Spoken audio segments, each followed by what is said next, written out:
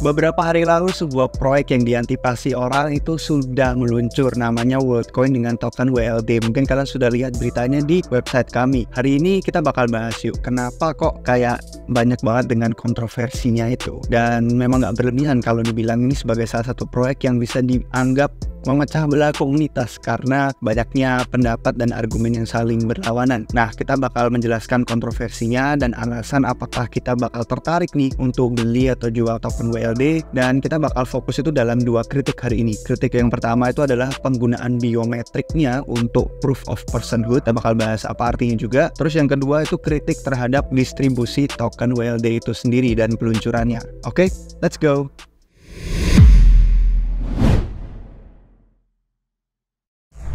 Halo guys, selamat datang di Rp20. Jangan lupa kita sedang mengadakan giveaway sampai total hadiahnya 1 ETH. Jadi kalian langsung cek link di deskripsi di bawah video ini.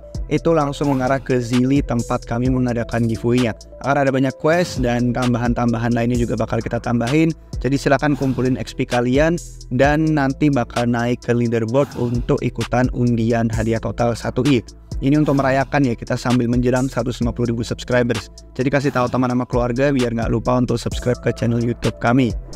Nah, sekarang kita masuk ke artikel beritanya. Kalau kalian sudah baca di website kami republikrupiah.com, ini judulnya Worldcoin meluncurkan token WLD atau WILD ya mungkin singkatannya. Gambarnya ini jadi kalian bisa langsung tahu untuk tempat kalian bisa baca. Di sini ada pengumumannya, ada tokenomiknya, dan ada sedikit komentar tentang zamannya AI. Karena Sam Altman ini orang yang merupakan CEO OpenAI, itulah yang membantu untuk founding Worldcoin juga. Jadi itulah kenapa ada hubungannya, dan kemarin ada beberapa orang yang nanya itu orangnya apakah memang pendirinya sama? Iya.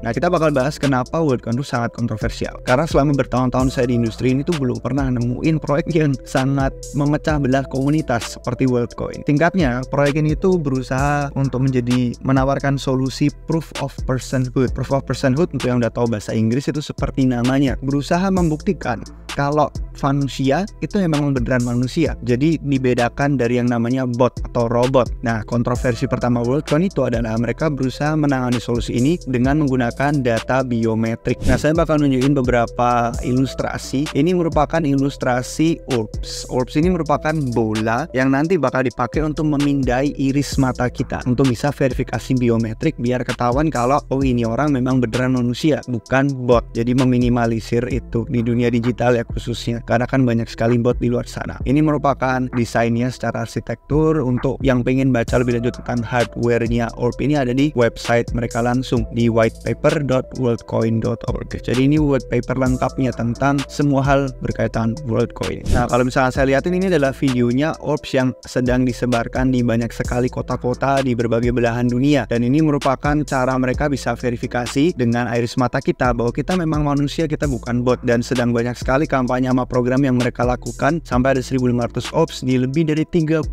kota sampai 20 bagian belahan dunia, dan itu semua ada contoh-contoh kota-kotanya ini yang sudah ditunjukkan di videonya. Nah, kalau misalkan kalian lihat bahkan di thread Twitter ini ya, itu ada yang di Singapura, ada yang di Dubai, ada yang di Sao Paulo ini Brazil, London ini di Inggris, terus ada Mexico City, ada Buenos Aires itu Amerika Latin semua, San Francisco di Amerika, sama di Hong Kong. Ini cuma beberapa contoh untuk foto-foto sama videonya untuk peluncuran Worldcoin kemarin. Nah, ini merupakan kontroversi yang bikin orang khawatir tentunya karena berkaitan sama iris mata, biometrik yang punya risiko tentang privasi dan keamanan tentunya. Nah, kekhawatiran ini tapi juga ada yang berkata ya, argumen katanya ya nggak apa-apa asalkan manfaat yang diupayakan Worldcoin itu bisa lebih penting atau lebih berharga daripada risiko privasi atau keamanan itu sendiri. Itulah kenapa saya bilang cukup memecah belah komunitas, karena banyak yang pro, ada yang kontra, ada yang mendukung, ada yang against. Nah, banyak kritik yang dihadapi Worldcoin saat ini itu bergantung sama kepercayaan dengan aktor tertentu yang kita nggak tahu mereka punya motivasi tertentu di baliknya. Apakah operator orbs itu yang nyebarin, yang melakukan verifikasi ke mata-mata orang itu jahat atau baik? Terus manufakturnya nih gitu kan, pabrikannya yang ngeproduksi hardware orb itu ada intensi atau motivasi jahat apa enggak? Nah, itu hal-hal yang jadi kekhawatiran. Jadi ketakutan terbesar tentang Worldcoin itu adalah mereka takutnya bisa melahap jutaan iris mata di seluruh dunia, dan mereka bakal nyimpen semua kunci biometriknya itu secara terpusat. Nah, cuman ini takutnya lebih lagi nanti kalau dihubungin sama identitas dunia nyata. Misalkan orang yang dapat tuh akses ke data biometrik kita yang disimpan Worldcoin. Cuman Worldcoin mengklaim bahwa hasil scan, hasil pemindaian itu nggak disimpan secara massal. Yang disimpan tuh cuman hashnya doang atau hasil komputasinya yang diproduksi setelah verifikasi iris mata. Ya, cuman jawaban ini kurang cocok gitu. Meskipun memang katanya nggak bisa disesuaikan kalau dapat hash itu terus ke identitas dunia nyata itu kayak nggak bisa ditemuin hubungannya. Cuman tetap orang-orang yang mengkritik itu merasa kurang puas karena mereka pengen jawaban lebih lanjut yang lebih bisa menenangkan pikiran lah soal risiko privasi dan keamanan. Cuman ya memang sih, kalau misalkan kita nanti bakal bahas lebih lanjut, ada komentar dari Vitalik Buterin ya, itu ada 3 macam sih untuk solusi proof of personhood, membuktikan manusia memang manusia. Dan dari 3 pendekatan ini, itu semua ada pro kontranya masing-masing dari sisi privasi, accessibility, desentralisasi, terus sama keamanannya. Itu semua ada yang bagus, ada yang enggak, ada yang pro, ada yang kontra, dan memang tidak ada bentuk proof of personhood yang ideal. Dan kalau ada pun gitu kan, ini semua merupakan kombinasi dari 3 paradigma yang beda-beda. Itu menurut pendapat dari Vitalik Buterin. Jadi idealnya kita coba pakai dari 3 ini, gimana bisa saling melengkapi dan dieksplor mana yang lebih menguntungkan dan mana yang jeleknya berusaha untuk dihindari. Jadi sejauh ini emang tampaknya di komunitas Twitter tuh banyak orang-orang udah pada punya opininya masing-masing ya tentang Worldcoin, tentang Orb. Tapi menurut saya kalau misalkan kalian pengen kayak mendukung atau melawan, sebaiknya baca dulu di white papernya, karena banyak banget miskonsepsi di seputar proyek Worldcoin ini. Jadi lebih baik kalian langsung dalami dulu white papernya, di riset dulu, dipahami, baru nanti kalian ngambil opini. Cuman menurut saya kalau butuh bantuan tentang opini itu kita bisa lihat dari figur-figur orang yang sudah mendalami ini selama bertahun-tahun. Tadi saya nyebutin salah satunya Vitalik Buterin, itu memang benar karena topik tentang sistem kemanusiaan ini itu sudah jadi topik yang dia dalami, yang dia riset selama bertahun-tahun. Itulah kenapa kemarin pas dia bikin artikel tentang si Worldcoin, tentang proof of personhood secara umum, itu orang-orang jadi sangat respect dengan hasil tulisan dia. Nah, hasil tulisan ini bahkan udah kerjasama langsung sama tim Worldcoin, terus sama tim-tim komunitas lain yang bikin solusi proof of personhood, kayak ada proof of humanity, terus sama Andrew Miller. Jadi ada diskusi dengan orang-orang yang langsung berkutat di situ, dan Vitalik sendiri yang udah bertahun-tahun ngeriset dan berpikir secara mendalam tentang sistem kemanusiaan. Jadi di sini luar biasa lengkap banget, kita nggak bakal bahas karena nggak ada waktu. Tapi kalau misalkan kalian tertarik, kalian bisa tanya pertanyaan kalian di komentar di bawah video ini. Nah, ini intinya tuh gambarnya berasal dari sini tadi, kesimpulan dan hal-hal yang diamati oleh Vitalik Buterin. Dan dalam kiriman blognya ini, itu baunya sangat netral sekali, tidak memihak sebelah, dan Vitalik jelasin risiko yang dia temukan. Jadi ada jalan-jalannya juga, solusi-solusinya yang dia kasih tahu di situ. Tapi di akhirnya juga di tulisan tuh dia ngomong, nah ini di paragraf terakhir ini dia membahas tentang nih konsepnya proof of personhood gitu ya. Itu secara prinsipnya memang tampak sangat berharga, walaupun banyak implementasi punya risiko, cuman tidak memiliki solusi proof of personhood juga ada risikonya gitu. Jadi setidaknya orang ya udah nyoba dulu aja deh dari pendekatan yang ada sekarang. Kelihatannya nanti kita teliti ya ke masa depan, apakah bakal jadi dunia yang didominasi oleh solusi identitas terpusat, atau kita lebih milih yang desentral kayak Worldcoin gini tapi banyak red flag-nya juga dan bahayanya. Dan dunia kita memang bergerak semakin online. Kalau kalian udah lihat kemarin pengumuman Apple Vision Pro aja bikin dunia benar-benar jauh lebih terikat dengan virtual, dengan online. Dan ini semua memang diperlukan akhirnya proof of personhood untuk memisahkan bot dari manusia yang memang beneran manusia. Dan memang karena banyak risiko yang distopia istilahnya, akhirnya kita nggak perlu terburu-buru lah untuk memutuskan apapun. Tapi pada saat yang sama, kalau cuma nunggu-nungguin doang, ada bahaya juga nanti kalau pemerintah yang bikin hal sesuatu yang bisa merugikan privasi individu kita. Ya, intinya semuanya itu ada kaitan dengan privasi dan keamanan. Dan wawancara yang kemarin dilakukan sama Bankless di channel YouTube-nya itu membahas tentang filsafat atau filosofi yang lumayan berat sih. Fokusnya benar-benar di filosofi. Dari sini ada videonya yang fullnya, ini 1 jam. Ini ada yang ringkasan singkatnya sekitar 20 menitan. Jadi kalau misalkan kalian coba nonton, ini ada 2 foundernya, Sam Altman sama Alex Blania. Itu dua foundernya Worldcoin diwawancarai sama Bankless, ngobrolin tentang rintangan mereka dalam membangun adopsi yang luas untuk Worldcoin. Jadi banyak, tapi nggak semua dari permainan Worldcoin yang centralized itu dirasa sama mereka tuh penting, mendasar, jadi fundamental untuk membangun perusahaan yang bisa memecahkan proof of personhood. Cuman ya banyak sekali masalah, banyak sekali hal-hal yang dibicarain di sini ini sampai 1 jam. Itu bener-bener dari berbagai sudut pandang mereka bahas, mulai dari kayak for profit atau non profit, nirlaba, terus bahas soal struktur insentif, terus bahas soal kompetisi dengan Google, dengan Apple yang siapa tahu nanti bisa bikin solusi identitas digital juga. Dan semua ini ada opsi-opsinya yang ya bisa dibilang ada yang baik, ada yang jeleknya. Dan untuk Worldcoin itu yang jadi pertanyaan adalah apakah si Sam Altman ini ya, CEO dari pewaris raksasa teknologi yang besar, pemodal Ventura kalangan atas yang mendukung investasi Worldcoin, apakah mereka dibolehin megang kuasa yang besar banget untuk sistem yang dianggap lebih desentral dari Worldcoin? Nah, itu benar-benar jadi pertanyaan yang menarik sih. Sekarang kalau misalkan kita bahas ya soal token WLD-nya, itu kita udah bahas soal OWARP, soal privasi dan lain-lain. Kalau ngomongin soal tokennya WLD atau WILD, itu sebenarnya poin yang bikin saya jadi kurang tertarik untuk beli. Kenapa? Kemarin kita udah nge-tweet nih di akun Twitter Republik Rupiah. Sudah biasa ya di Twitter itu, di komunitas kripto orang-orang bakal trading koin-koin yang low float high FDV. Nah, kita bakal bahas apa artinya low float high FDV ini, karena mungkin ada beberapa dari kalian yang belum paham. Low float itu merupakan peredaran yang rendah, high FDV itu merupakan nilai terdilusi penuh yang tinggi. Nah, kita bakal bahas satu persatu. Kalau misalkan kalian lihat ya, dari tokenomic token WLD-nya si Worldcoin itu banyak sekali red flag. Yang pertama, kalau kita ngomongin soal FDV atau nilai terdilusi penuh, ini merupakan nilai dari sebuah aset kripto ketika diasumsikan bahwa semua supply-nya itu sudah beredar di pasar.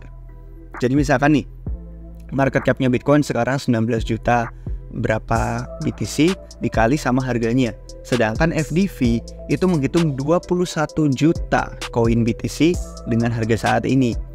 Jadi yang market cap tuh cuman yang ada beredar di pasar. Kalau yang FDV itu kalau semua full supply maksimumnya itu sudah masuk. Nah, dari supply maksimumnya si WLD yang 10 miliar token ya totalnya, itu hanya ada total 143 juta atau cuman 1,4% supply awalnya itu yang masuk ke peredaran, yang meluncur 2 hari pas peluncuran 2 hari lalu. Jadi betul istilahnya low float high FDV itu bikin hal ini luar biasa buruk. Kenapa? Karena bahkan kalau misalkan kalian lihat ya, ini kan alokasi tokennya ya. Alokasi tokennya itu bener-bener bisa dibilang 25% itu dari yang investornya itu lebih bikin dia centralized dibandingin sama yang dibagiin ke publik. Karena bahkan yang dibagiin ke publik ini pun ya, itu kan ada 43 juta dari 143 juta WLD yang kemarin meluncur, yaitu 1%.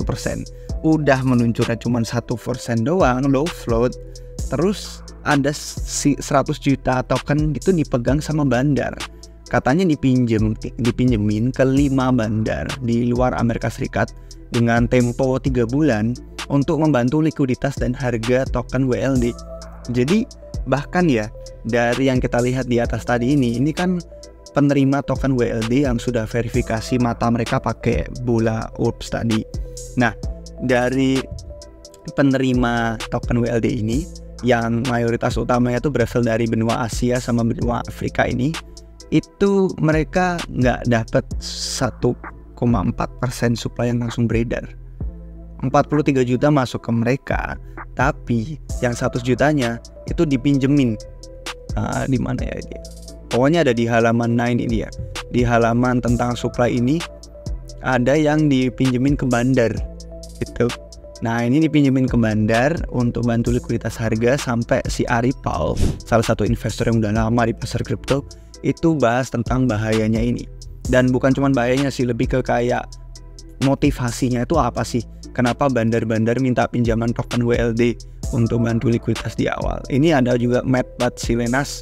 Jadi pokoknya dari thread yang dibikin Ari Paul, terus sama thread yang dia retweet, jadi Matt Batsilenas sama Ari Paul Itu bahas tentang pinjamannya ke bandar dan hal yang menjadi refleks. Jadi bener-bener udah dari supply yang dikeluarin cuma 1%, terus FDV-nya udah tinggi banget. Nanti kita bakal bandingin nih sama proyek koin kripto lain yang bahkan jauh di bawahnya si Worldcoin, tapi padahal adopsi ekosistemnya tuh udah lebih gede. Dan terus kalau misalkan kita bandingin di CoinGecko itu luar biasa gila sih. Kita lihat aja sih sekarang Worldcoin ya, harga tokennya masing-masing $2,4. Dan kalau kita lihat karena supply-nya ada 10 miliar, jadi fully diluted valuation-nya yaitu FDV yang tadi kita bahas itu ada 24 miliar. Harga timnya sekarang cuma 269 juta karena yang beredar di pasar cuma 1% doang, cuma 100 jutaan. Dari ini 1 juta ini yang megang tuh si bandar, terus sebagian kecilnya cuma dipegang sama orang yang udah verifikasi mata. Jadi kayak nggak dikasih ke pengguna sebenarnya, lebih ke buat mainan likuiditas pasar. Dan kalau misalkan kalian bandingin ya di CoinGecko dengan FDV segitu tuh 24 juta, kita bandingin nih sama Solana gitu ya. Solana tuh FDV-nya 12,9 juta. Jadi hampir 2 kali lipat lebih besar dari FDV Solana loh si Worldcoin. Sedangkan si Solana udah ada blockchain, udah ada ekosistem yang luar biasa besar. Terus kita bandingin lagi dengan Arbitrum nih, layer 2 terbesar di blockchain Ethereum ya. Si Arbitrum kita lihat FDV-nya aja 11,5 juta. Jadi bahkan FDV-nya Worldcoin itu 2 kali lipat lebih besar dari Arbitrum dan hampir 2 kali lipat lebih besar dari FDV Solana. Jadi menurut opini saya, token WLD itu sangat overvalued, terlalu overvalued menurut saya. Itu kalau dari sisi ekonomik sih. Hasilnya ya ada banyak investor nanti yang belum terdidik yang bakal mengalami kerugian berat karena mereka nggak paham soal FDV dan nggak bisa membedakan dia dengan market cap. Dipikirnya masih peringkat 100, market capnya masih kecil. Tapi yang nggak ketahuan adalah 99%-nya masih belum masuk ke pasar. Sekalinya itu semua masuk ke pasar, tekanan jualnya akan luar biasa tinggi sekali guys. Jadi akibatnya banyak yang nanti bakal nyangkut, dan tekanan jual yang semakin meningkat itu hanya bakal menekan harga dari token WLD itu sendiri. Biasanya FDV ini saya anggap sebagai meme ya, cuman kayak ya bagus, informasi keren, tapi bukan kayak pengaruh utama dalam mengambil keputusan investasi saya. Jadi jarang banget metrik ini memengaruhi pembelian koin atau aset kripto. Tapi kalau FDV-nya udah levelnya se-ekstrim kayak WLD gini, ya saya juga ngerasa kayak terlalu parah sih. Jadi nggak pengen beli, jadi kayak nggak tertarik sama token WLD. Selain itu utilitasnya minim banget. Jadi sekalinya orang dapet, selain dijual ya untuk apa lagi kegunaannya. Jadi kayak tekanan jualnya itu udah sangat-sangat guaranteed bakal terjadi. Kayak hampir terjamin dari 99% supply akan datang. Terus utilitasnya itu nggak bener-bener kelihatan kecuali kalian jadi operator ya mungkin. Kayak di halamannya ini, kalau kalian jadi operator orb atau orang yang bawa bola itu kemana-mana untuk bantuin verifikasi orang, ya si WLD bisa jadi salah satu penghasilan kalian. Karena setiap orang yang berhasil kalian daftarin ke World ID lewat orbs itu, kalian bisa apply nih. Kalau nggak salah di Indonesia belum ada sih, atau udah ada, tapi saya udah lama nggak ngecek sih. Terakhir ngecek pas tahun lalu. Itu ya bisa jadi salah satu imbalan kalian, kompensasi sebagai operator dapat token WLD. Cuman ya gitu sih guys, kalau ngomongin soal universal basic income ya, visinya Worldcoin gitu kan, kayak penghasilan dasar yang universal segala macem, jadi kayak red flag. Kenapa universal basic income kok butuh spekulasi, kok ditradingin secara publik daripada dibagiin secara merata dan adil ke semua orangnya. Karena ngelihat dari tokenomic yang tadi itu, kita kan udah bisa ngelihat ya, ini 25% loh itu masuk ke investor, masuk ke orang dalam. Jadi istilahnya kayak kritik yang dibagi nama William Mugair ini, kenapa WLD itu jadi token yang cuman bakal dispekulasiin doang, tapi kalau untuk tujuan UBI atau penghasilan universal untuk semua orang di dunia yang adil, itu kayak cuman semacam gimmick marketing doang. Jadi secara etis ada perasaan yang kurang. 25% masuk ke orang dalam, masuk ke investor privat. Itu jadi pertanyaan, apakah strukturnya ini bisa menyelesaikan masalah yang tepat. Dan bahkan si ZXBT aja ya, yang detektif on-chain terkenal itu menyatakan banyak sekali isu dengan Worldcoin. Dan salah satu hal yang bikin dia kayak jadi ke-trigger juga itu karena alokasinya tuh ditambah. Dari yang tadinya alokasi orang dalam cuma dapat 20%, jadi nambah ke 25% menurut laporan dari CoinDesk.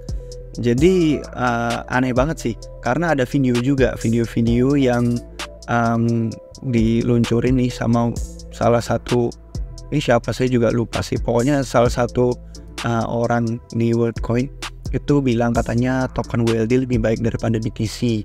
Katanya Bitcoin itu cuma dipegang oleh segelintir orang-orang yang kaya doang. Nah, jadi red flag banget karena dia ngejelek-jelekin distribusi token BTC yang jauh lebih desentral daripada WLD. Terus mereka malah membuat token ini jadi spekulasi bandar untuk mainan liquidity dengan FDV yang luar biasa tinggi dan supply yang beredar di pasar luar biasa rendah. Jadi isu terkait distribusi token tuh luar biasa parah sih. Padahal kalau ngomongin soal teknologi Worldcoin gitu kan, itu juga udah raise banyak banget duit dari VC. Padahal pertanyaannya ngapain gitu kan, untuk apa sampai mereka harus bergantung sama perdagangan token WLD. Kayak tunjangan-tunjangan token ini jadi pertanyaan juga. Karena kalau ngelihat dari contoh Facebook tuh ngeluarin miliaran dolar juga kan selama dekade ini untuk internet satelit di Afrika nih contohnya. Mereka tuh bukan nyari penghasilan dari biaya sewa infrastruktur internet satelit itu di Afrika, tapi untuk nyari platform ke depannya kalau berhasil menyambut satu benua pelanggan ke dalam layanan mereka, itu nanti potensi bisnis jauh lebih gede dari sana daripada ngecharge duit sekarang. Ya memang biasanya sih kayak kata orang ya, kalau produknya gratis biasanya kalianlah produk itu. Gitu sih. Apa sih dalam bahasa Inggrisnya? If it's free, you are the product. Jadi kalau misalkan rekap dan kesimpulan dari pendapat saya, ya Worldcoin ini sebuah proyek yang luar biasa ambisius, sangat kontroversial untuk menciptakan solusi proof of personhood yang desentral. Cuman penggunaan data biometrik ini jadi alasan utama kontroversinya. Saya penasaran aja sih apakah mereka bisa sukses dan berhasil ke depannya. Kalau soal token ya yang udah dari tadi kita bahas bikin saya kurang tertarik untuk trading, untuk beli, untuk investasi. Menurut opini saya udah terlalu overvalued dan ini bakal menimbulkan kerugian untuk kalian atau untuk investor atau untuk siapapun lah yang masih belum terdidik mengenai tokenomics. Jadi pengingat aja bahwa FDV, fully diluted valuation itu penting untuk dilihat di samping dari market cap doang. Worldcoin itu nggak langsung pantas dapat dukungan dari siapapun kok. Jadi kalian nggak harus langsung kayak mengambil keputusan pengen dukung atau enggak cuman karena masalah yang mereka berusaha pecahin itu penting. Nggak gitu. Kalian lihat aja visi dunia ke depannya nanti gimana kalau Worldcoin sukses, dan kalian ambil aja keputusan apakah implementasi dan distribusi dari Worldcoin dan token WLD ini merupakan koin global yang sesuai sama keinginan kalian. Sekian guys untuk hari ini, semoga bermanfaat videonya. Jangan lupa kasih jempol kalau kalian suka, jangan lupa subscribe biar nggak ketinggalan video baru dari Republik Rupiah. Terima kasih untuk yang sudah nonton sampai akhir, sampai jumpa kalian semua lagi di video berikutnya. Cheers!